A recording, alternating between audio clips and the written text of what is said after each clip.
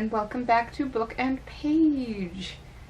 We are on to the second half of Act 4, Scene 4.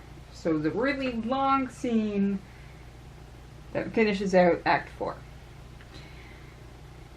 And boy, howdy, don't things go wrong. So as always, I'll start with a brief summary of what happened in this section, and then we can talk about things a little more depth. So, this is the middle of the scene, so there hasn't been a clear break. I just sort of arbitrarily broke it up. We finished last time with the clown and ladies heading off with Autocleus to do some shopping and probably a little more. And we continue with the shepherd and the disguise, Polonius and Carmillo, talking, except they immediately get interrupted by another servant who tells them that there's some dancers outside who want to do a satyr's dance. And this is a fairly common thing, again, for comedies, especially like group-style comedies. And at first the shepherd's like, no, but then Polonius is like, I'll bring them in. So we have a nice satyr's dance. And afterwards, we have our two dancers, so Florenzo and Perdita, come back over and join the older gentleman in conversation. And just because it's a comedy, you know, we need to have a wedding. Well, Florenzo and Perdita really love each other. The shepherd approves. He's willing at this special feast to let them get married. In fact, he will marry them right there, if that's what they want. And it is what they want. So, he says, cool, let's do this. Except Polonius is sitting right there, and he looks at Florenzo and says, don't you think your father might have something to say about this? And multiple times Florenzo basically admits that he has a father, admits that he's all there, he's capable, he's healthy, but he's still not going to tell his father about the marriage. And this just sets Polonius off. He rips off his disguise, stands up, and just starts screaming. He threatens to disinherit Florenzo and to kill both the shepherd and Perdita, who he's in his head decided are trying to supplant the throne from him and steal, through witchcraft, Florenzo. And then he just storms out. And everybody is understandably upset, but it's a question of who they're upset with. Perdita is looking at Florenzo and said, like, I told you this would happen. Like, I'm a shepherdess. I told you this would happen, that your father would never approve. And Florenzo is saying, nothing's changed. I still love you. I knew my father wouldn't approve, and that's why I never bothered to tell him, Dad. Way to prove it. Except the shepherd is then saying, like, curse on you, girl that's not my daughter. You are a wench, and knew he was the prince, and you're getting me killed. Thanks. Great. I'm gonna go. And the shepherd leaves.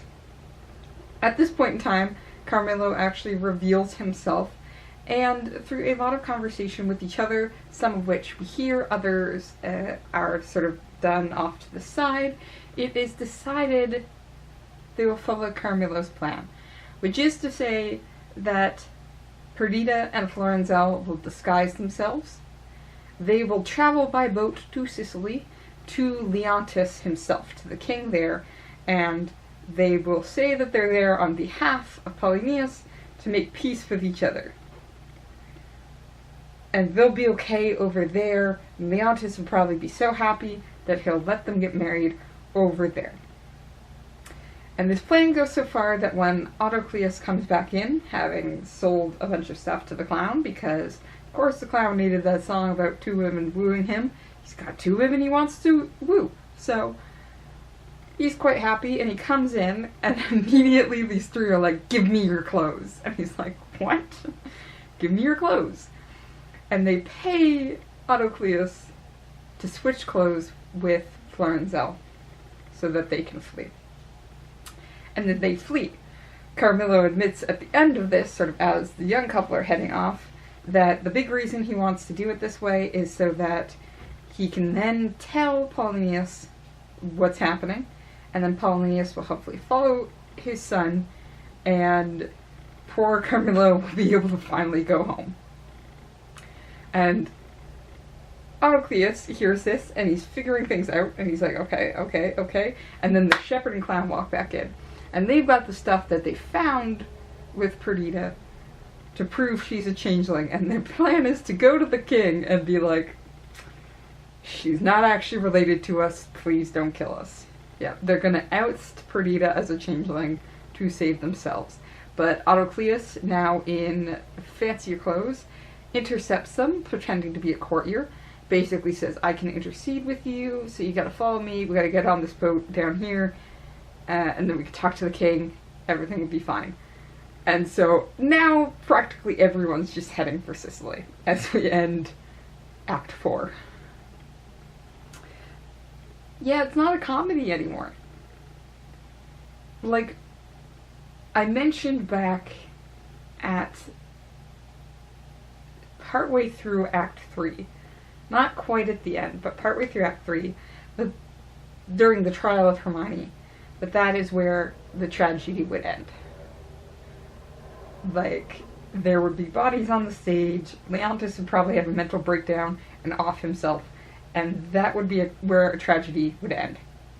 But then we get the final scene of Act 3, which sort of starts unsetting our ideas of the genre here. Because we have, again, more bodies on the stage, but in a kind of comedic way, where, like, a bear attacks a dude, right? And you're not expecting that. You're not expecting a guy in a bear costume to chase a person across the stage. But we're then also told that the story keeps going because we have someone then pick up the baby and leave, right? And then we start Act 4 and we're like, we're in a comedy. This is nice, we're in a comedy. It's hijinks times, it's time for shenanigans, it's time for a wedding.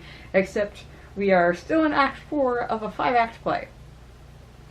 So when we have the satyr's dance happen,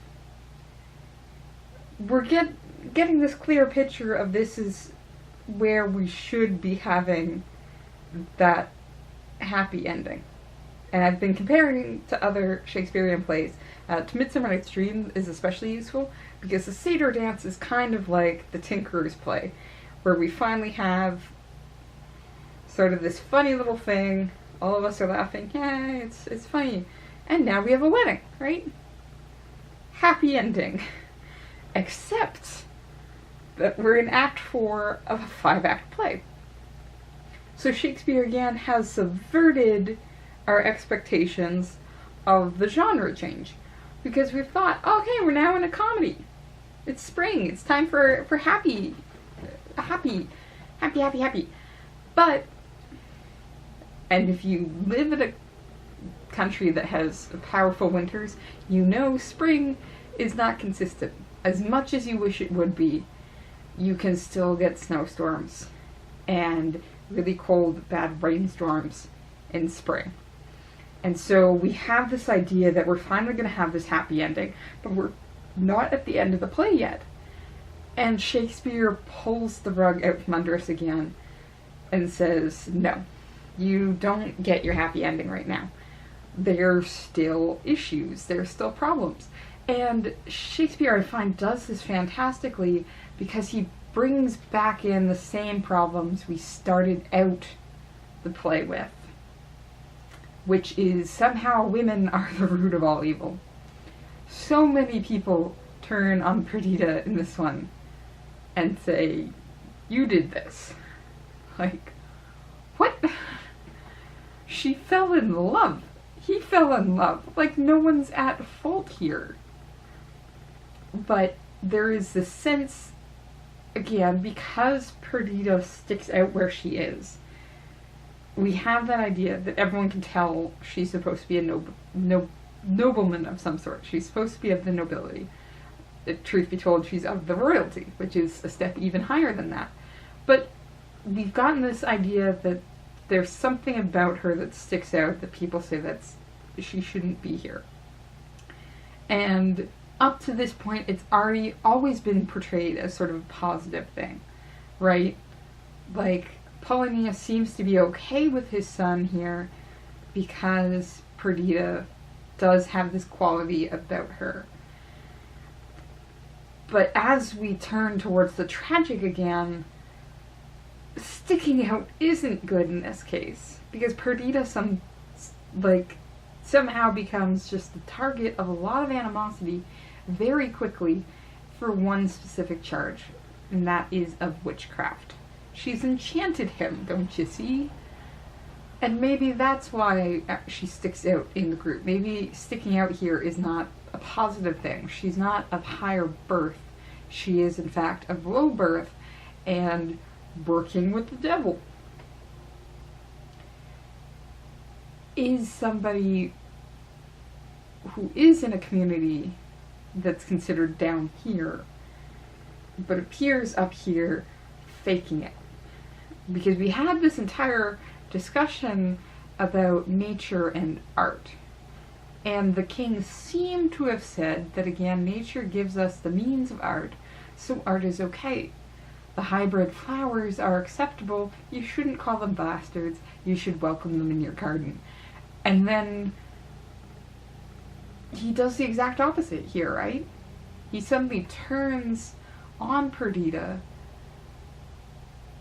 because she is this hybrid flower now. She is the art that's corrupting nature then. She's making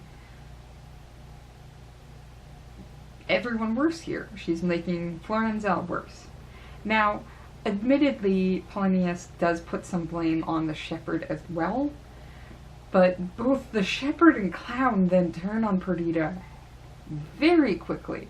Like, almost immediately, they get out the stuff they found with her, with the plan of ousting her as a changeling to say,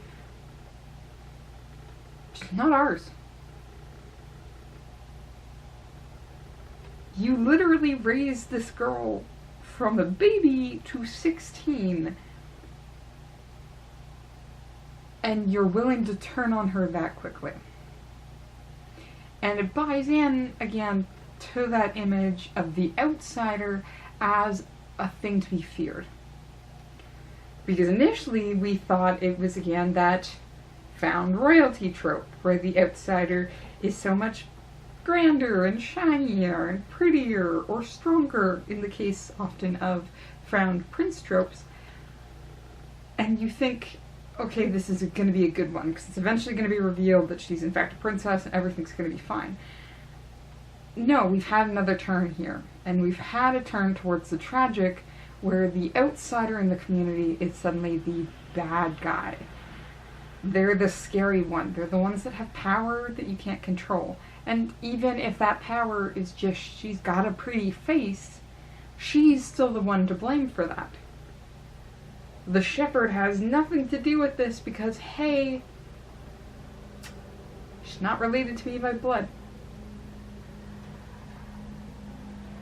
So we have this moment where a lot of the guys have their own agendas, right? And I hate to say it, as much as I like Carmillo, same thing. Like, he fully admits, not to Florenzel and Perdita. No, they're off to the side when he says this, but his full plan is actually a way to get him back to Sicily with Polonius's permission, which he was denied at the start of this act. So, a lot of these people are acting selfishly. And although Cleus is sort of that fool character who, again, is understanding more, he's got a wider sense of things because he's been listening in and hearing conversations. Like, he hears the clown and the shepherd making their plans, he hears Carmillo making his plans, and he's heard Florenzel and Perdita as well. So ultimately, the the rogue, who fully admits to being a rogue, is somehow the one who has the biggest picture and the greatest understanding of what's going on. And that again puts us in the tragedy.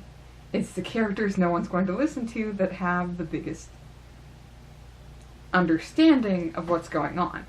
But I mean, Autocleus again isn't here to help anybody out. Ultimately, he likely is, because he gets some important people to our full narrative, the shepherd and clown, who know that Perdita is a changeling, onto a ship and to Sicily where everybody else is heading. But he fully admits, like, he has his own reasons, and he got gold out of the shepherd for doing this. So, even the people that have a full understanding are being very selfish. And suddenly, Florenzel and Perdita become what we thought they were earlier. They become sort of that innocent pair that we really want to see work. Because we thought we had that innocent pair earlier where they were dancing and blushing, but again, the amount of sexual comments in that last section, they're not innocent in those ways of the world. But here, they are innocent, and innocent for better reasons.